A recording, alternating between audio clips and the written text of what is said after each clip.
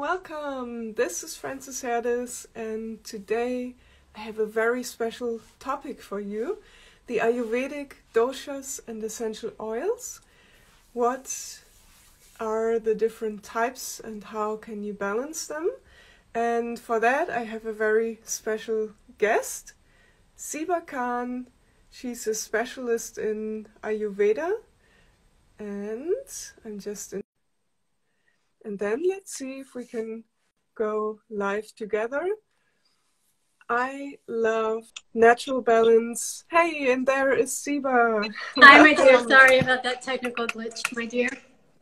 No problem. It's always good to be relaxed and cheerful, so no worries. Thank you. How are you doing? I'm very well. How are you? I'm doing well. Thanks so much for having me on today. You're very welcome. Thank you so much for coming on.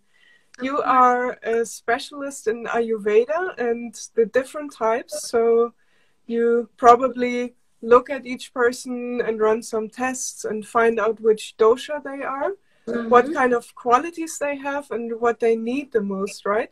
Yes. So what we do in Ayurveda, health in Ayurveda is defined as a balance between many things. It's not just the absence of disease, but it's also the maximization of health. It's living in optimal health, not just physically, but mentally, emotionally, and spiritually as well. And so what we do in Ayurveda is we look at what are called the doshas, or the mind, body, spirit compositions. So Ayurveda teaches us that there are 5 basic elements of nature: earth, water, fire, wind, and space. And these 5 elements of nature combine in different ways to form 3 unique doshas. And we all have all 3 of these doshas. It's just a matter of which one is primary, which one is secondary, which one is tertiary, and then in what ratio.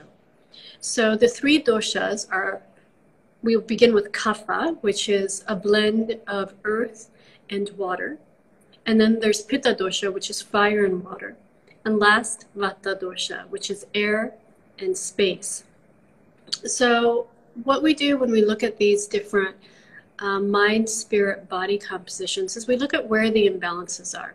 So I'll go through them so that our viewers and our listeners can try to figure out which dosha they have, which is their primary dosha, because again, we have all 3 of these.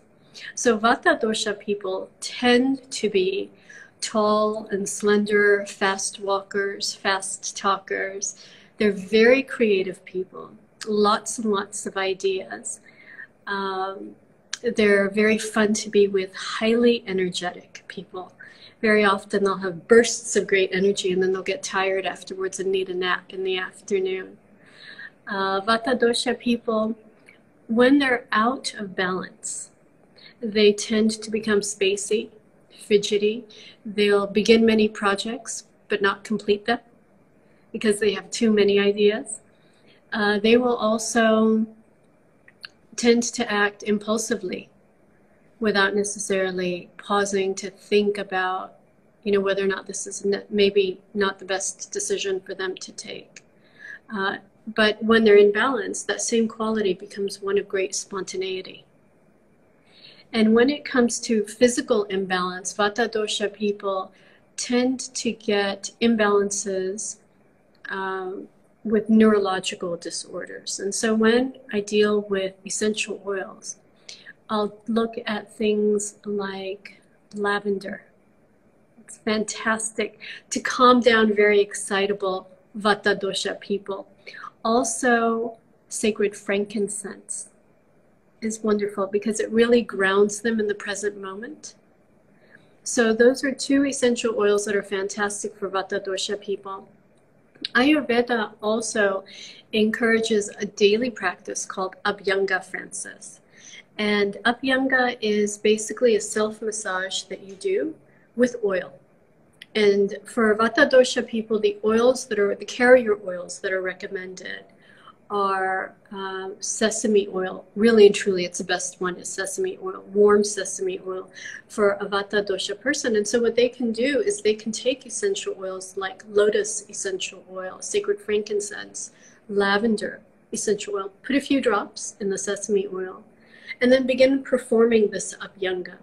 And the Abhyanga is done. You start at the crown of head, you put a few drops of oil, and you just massage all the way down. You go into your forehead, you go into your eyes, just around your eyes, your nose, your face, your ears, your neck, the back and the front. And in that fashion, you work your way down the entire body. And on the limbs, the strokes are long. But when you're dealing with the head, you're massaging in a circular motion. And so you go, you do the face, the neck, the arms, the trunk, the legs, and finally the feet. And you let it sit for about 10 or 15 minutes. And the best way to do this is to put a towel on the floor before you do it, in case any of the oil spills. You don't want to stain the floor. You also don't want to slip on an oily floor. So just for safety reasons, you lay, a big towel down or a mat down that you don't mind getting dirty or even stained. And afterwards, what I'll do after, I'm all lubed up with this lovely, nourishing and grounding oil mixture that I've made, is I'll sit in meditation, if you can, for 10, 15 minutes. And then you shower and wash it all off. And it's super, super nourishing to the skin, but again, also to the nerves, to the emotions, and to the spirit. So that's Vata dosha. Then the second one that we have is Pitta dosha. So these are our fiery people. They're very passionate. They're leaders. They're the people who yell a lot. They get very assertive, very passionate about things. And when they're out of balance, they become too aggressive. They become bossy. They become like bullies. And where their imbalances manifest is where we have fire in the body, and that's the digestive tract. So their imbalances tend to occur in the digestive tract for these Pitta dosha people. And one of the best oils for Pitta dosha people is peppermint oil. And what has been your experience with peppermint oil, Frances? In some people it's very cooling, and some people, they feel it very warming because the oils adapt so well to the person. Yes. And I personally love peppermint. I use it a lot. And it's not just great for hot summer days, but when you do a massage with it, then you get a very cooling sensation. Most people get a very cooling sensation. And it relaxes, it opens up the muscles, doesn't it, when you do a massage with it? Like if you had a really tough workout and you do a massage with peppermint oil, it relaxes the muscles and you have less soreness and tightness the next day. Yeah, definitely. Yeah. And it also opens up, for example, if you use other essential oils with peppermint opens it all up so the other oils can be taken up by the whole body. And I really love your holistic approach, that you look at the emotions as well and the spiritual balance. And that massage just sounds wonderful. Yeah. So what we recommend for our Pitta dosha folks is for them to use the carrier oil of either olive oil or coconut oil. And coconut oil is more strongly recommended.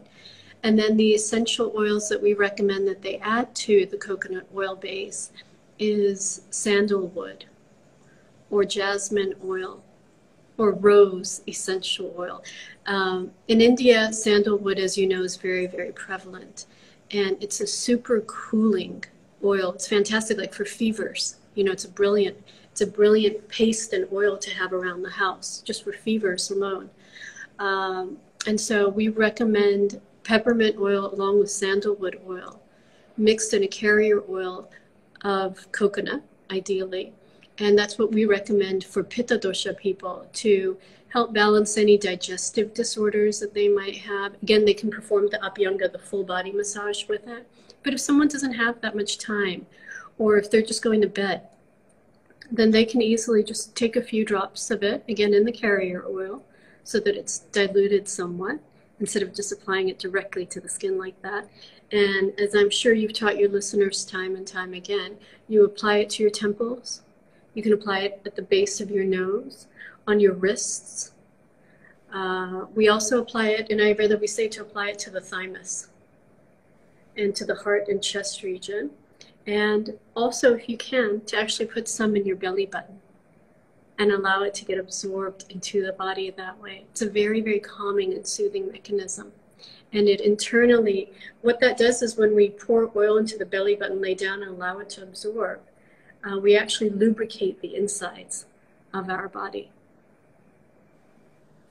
Yeah, and sandalwood is a wonderful oil for meditation as well. I love to apply it on the temples and on the third eye, and then just sit in silence and focus on something positive, something divine, and really raise your consciousness. It's a great way. Yeah. And it's, you know, sandalwood incense, it's burned so commonly in India. You know, that when I think of India having a scent, I think of sandalwood, because every time you pass by shops or temples, a lot of people are burning sandalwood, you know, as a form of offering to God. And so that aroma is always there in the air. You know, you can always smell sandalwood somewhere in India. So it is a very, very spiritual tree that's used, you know, when it comes to prayer. Definitely. Yeah. And it's clearing of energies wonderfully, and it raises the frequency. I just love to use it, whether it is in incense form or in the form of essential oil. It's always very balancing and clearing as well. It's very soothing. I mean, I just find it to be very soothing. Just to, you know, inhale that lovely aroma. It's very soothing. And then the last and third dosha that Ayurveda teaches us about is kapha dosha. So here we have this blend of earth and water. And when you think of earth and water mixing in the right balance, you get nourishment, right? So if you plant a tree in this right balance of earth and water, then you have this lovely nourishment from the earth, and the roots are firmly planted. You get a lot of nourishment that helps to grow the trees and the leaves and the branches, and it bears fruit ultimately. But when you have that water-earth mixture out of balance, you get mud. And then you have stagnation. And so physical imbalances in the body when it comes to kapha dosha people is, you know, they feel stuck, like they don't have enough, for example, blood circulation. Things are just getting stuck. They're prone, for example, to constipation, right? Things are getting stuck. And so with kapha dosha people, the antidote to the stuckness is movement. You got to get up and move. Physically get up and move. In your life, take action.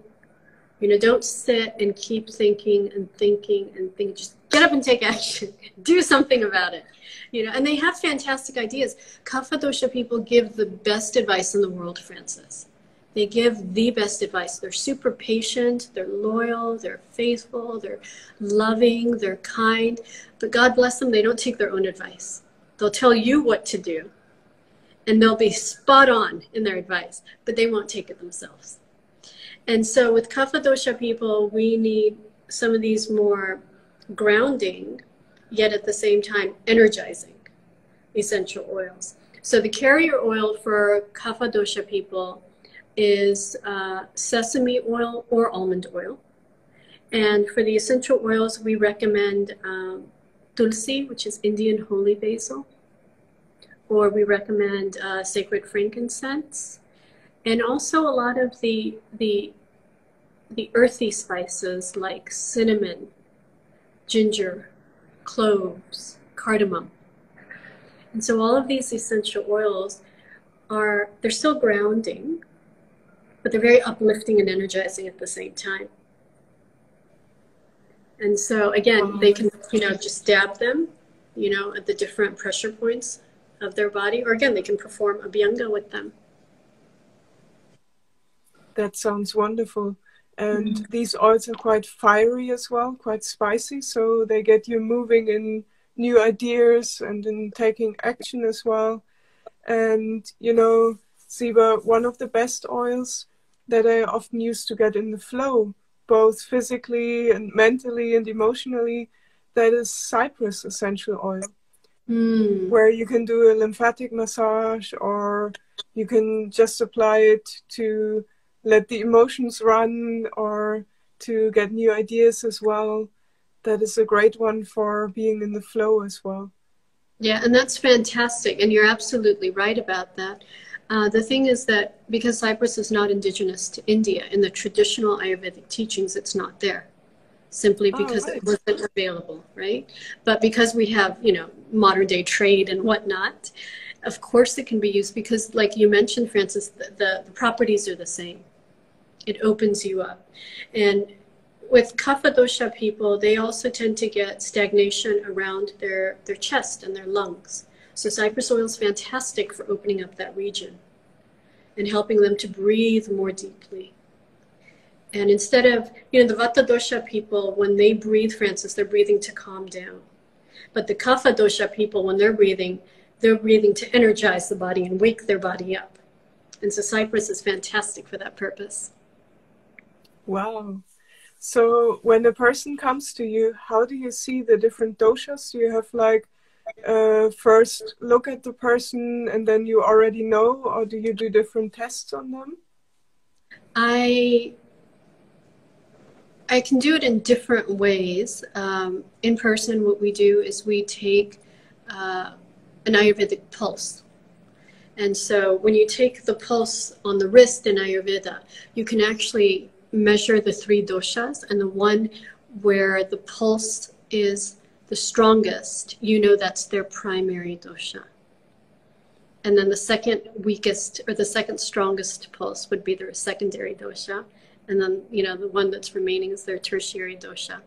But nowadays, because I'm seeing a lot more clients via teleconference, I can tell by talking to them and also by looking at them. Usually by looking at a person, I'll have a really, really good estimate of what they are.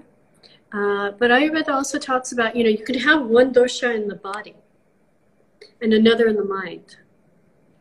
So you might look a particular way.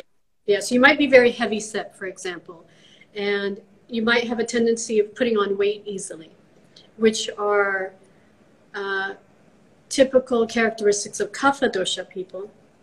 But you might find that when they open their mouth and they start talking to you, they're very antagonistic and they're very fiery at work and they're fighting with people all day long, and they have a big team who answers to them, but nobody on the team likes them or respects them because they're so obnoxious at work. Then okay, so physically this individual's kapha dosha, but personality wise or mentally they're pitta dosha. And so when they come to me, it can get quite complicated. So I have to see why they're coming to me. Are they coming to me for a physical issue or more of a mental, emotional issue? Because then they're treated differently. And Ayurveda, as you know, is customized. It's not one size fits all. I can have 2 pittas come to me for the same ailment. But again, because the ratio of pitta within them will be different, the treatment will be different for them. Wow, that is so interesting. Yeah. Especially that on the different levels you can have different doshas. I didn't know that yet. Yeah. And that is so interesting. I mean, different parts of our being really that all come together. And sometimes it's probably for the person itself a challenge to balance the different doshas within him or her.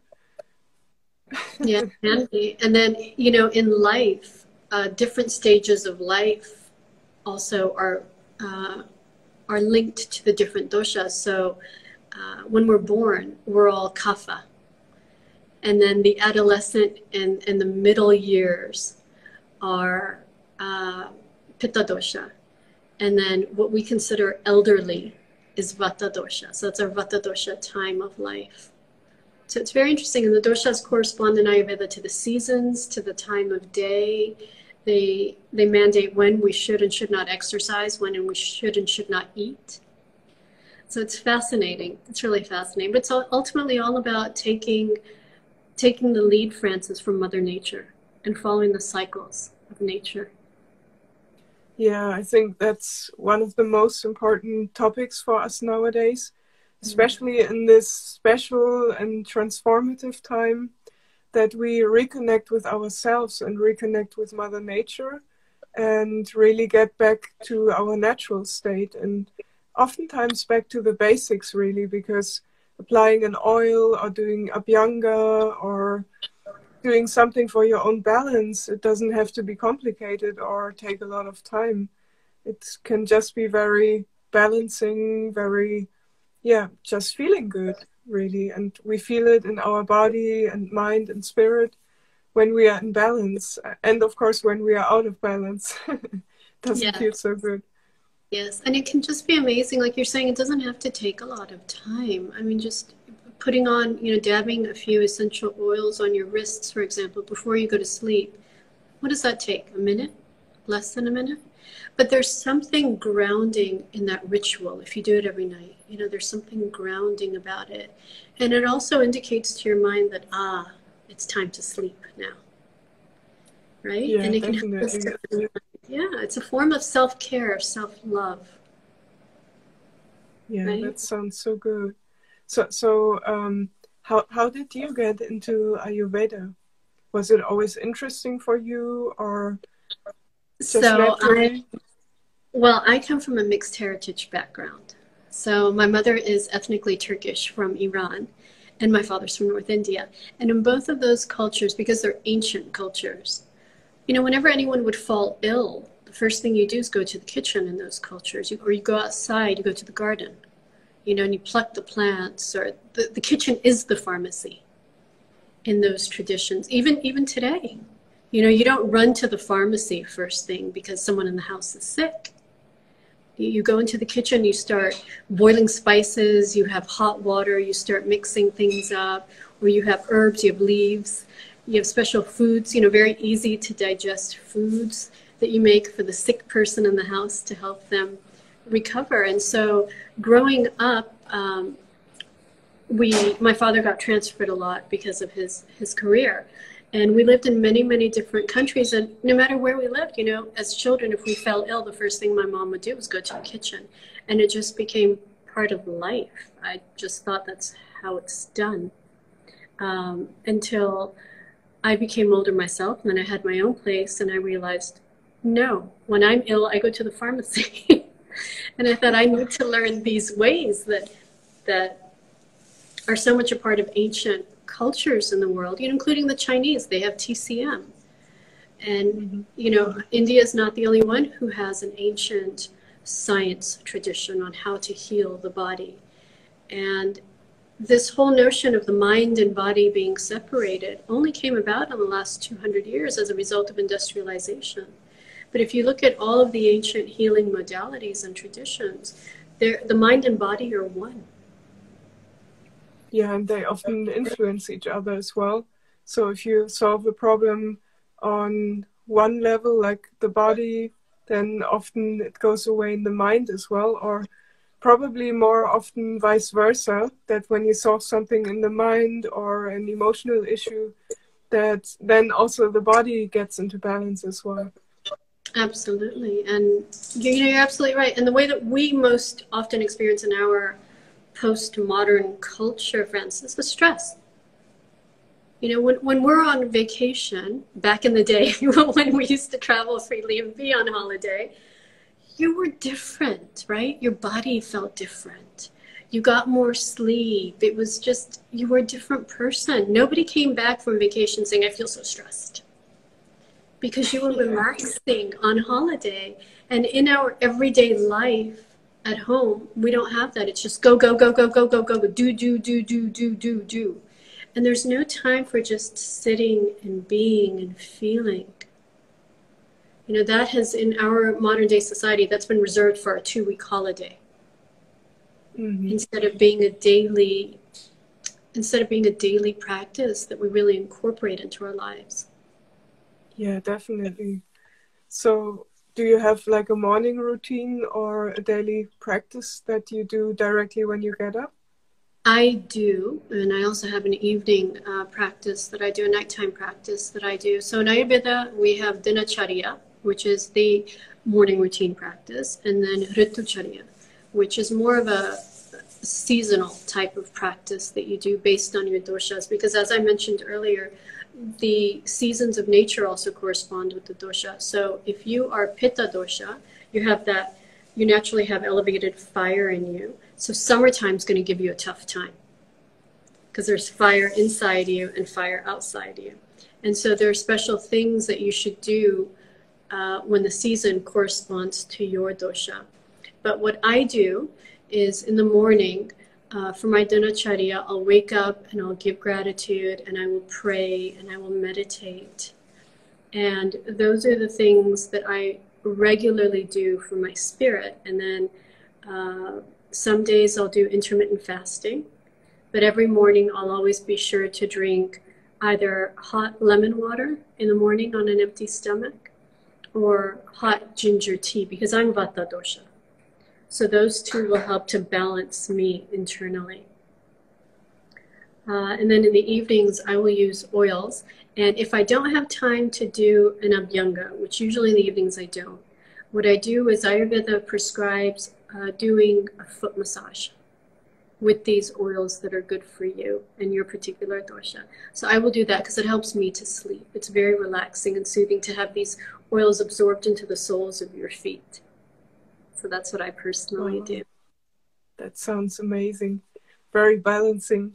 I love foot massage as well, and I love to meditate every morning and evening. And it brings so much calmness and peace into the spirit.